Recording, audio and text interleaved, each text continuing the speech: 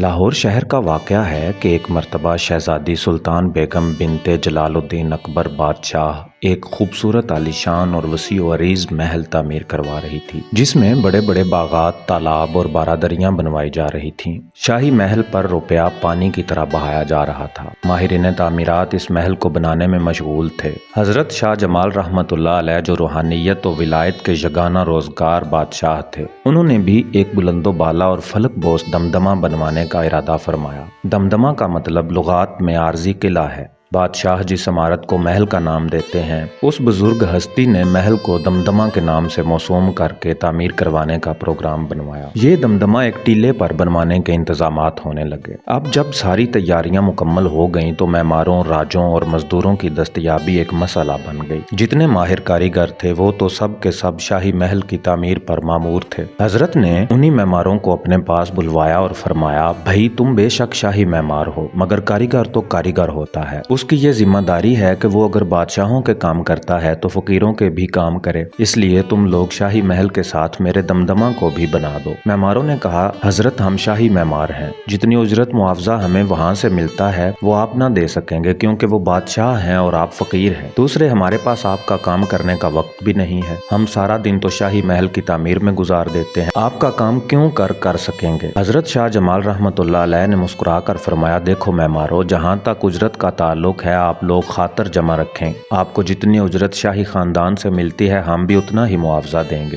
بلکہ اگر کوئی مزدور یا راج ایک پہر بھی کام کرے گا تو اس کو مزدوری پورے دن کی ملے گی۔ اور رہی بات وقت کی، آپ لوگ سارا دن شاہی محل تعمیر کرتے ہیں تو رات کے وقت ہمارا دمدمہ تعمیر کریں، اس طرح آپ دو کام کر کے دوہری کمائی حاصل کر سکیں گے۔ راج مزدور رضامند ہو گئے، حضرت کے دمدمہ کا کام شروع ہو گیا۔ مزدوروں معمار دن کو شہزادی کا محل تعمیر کرتے اور رات کو دمدمہ تعمیر کرتے۔ انہی دنوں کا واقعہ ہے کہ ایک رات کو حسب معمول حضرت کے دمدمہ کا کام ہو رہا تھا کہ اچانک چراغوں میں تیل ختم ہو گیا۔ رات کے وقت نہ کوئی دکان کھلی تھی، نہ کوئی بازار جہاں سے تیل حاصل کیا جا سکے۔ مزدوروں اور راجوں نے کام روک دیا اور ہاتھ پہ ہاتھ دھر کر بیٹھ گئے۔ اس بات کی اطلاع جب حضرت شاہ جمال رحمۃ اللہ علیہ کو ملی تو انہوں نے حکم دیا کہ اگر تیل نہیں ملتا تو کوئی حرج نہیں، چراغوں میں میرے کنویں کا پانی ڈال دیا جائے، پانی مثل تیل جلے گا۔ آپ کے حکم پر عمل کیا گیا اور آپ کے کنویں کا پانی چراغوں میں ڈال دیا گیا۔ اللہ تعالیٰ نے اپنے کامل بندے کی زبان سے نکلے ہوئے الفاظ کو سچائی بخش دی اور بجھے ہوئے چراغوں میں ڈالا گیا پانی تیل کی مانند جلنے لگا اور یوں راجوں اور مزدوروں نے معمول کے مطابق رات بھر کام کیا۔ حضرت کی یہ کرامت اتنی مشہور ہوئی کہ آپ کی خدمت میں عقیدت مندوں کا تانتا بند گیا۔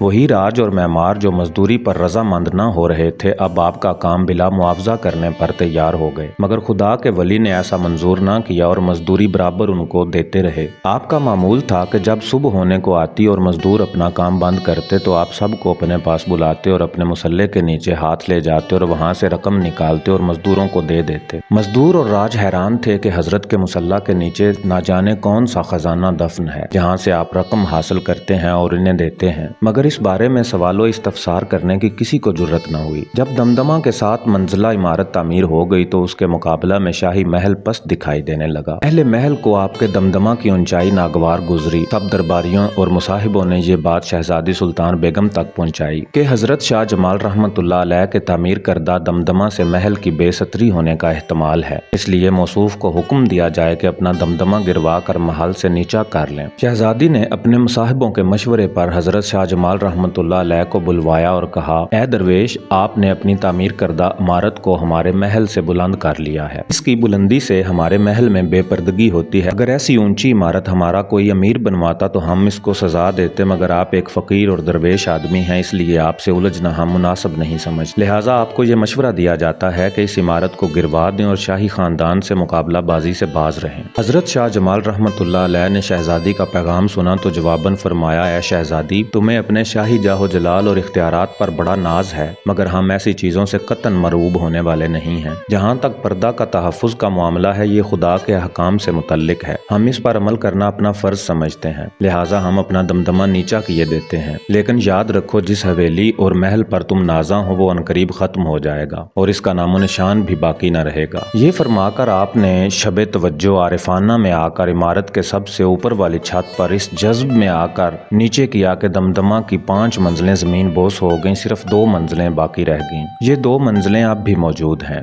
بعد میں جب سکھوں کی حکومت آئی تو شہزادی کا محل اور باغ اجاڑ دیے اور وہاں ایک توپ خانہ تعمیر کروا دیا گیا، مگر آپ کے دمدمہ کی طرف سکھوں نے رخ کرنے کی کبھی ہمت نہ کی۔ سکھوں نے آپ کے مقبرہ کی بہت تعظیم و تکریم کی۔ اس طرح حضرت شاہ جمال رحمۃ اللہ علیہ کی پیشین گوئی سچ ثابت ہوئی کہ انہوں نے اپنے دمدمہ کی 5 منزلیں تو زمین بوس کر دیں، مگر شہزادی کے محل کا نام و نشان بھی مٹ گیا۔ اس کے علاوہ بھی حضرت کے دمدمہ کے قرب و جوار میں بہت سی سرائیں، محلات، باغات اور مندر وغیرہ تعمیر تھے، جو زمانے کے ساتھ ساتھ سب کے سب ختم ہو گئے، لیکن حضرت کا دمدمہ آج بھی آپ کے مقبرے کی شکل میں موجود و محفوظ ہے۔